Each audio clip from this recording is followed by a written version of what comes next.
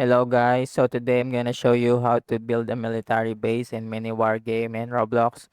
So first things first, you need to have a lot of money. So we need to gather some crops, and then we go to the sell icon here.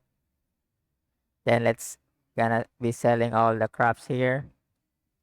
And once you got all the money, you go to the shopkeeper here or just click buy, and then go to the military base here, and then you're just gonna have to purchase these towers here.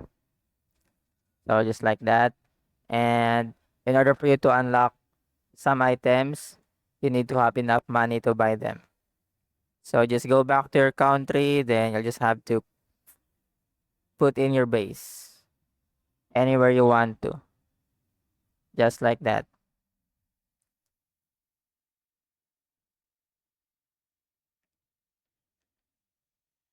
And that's it for the tutorial on how to make a military base in this mini war game of Roblox.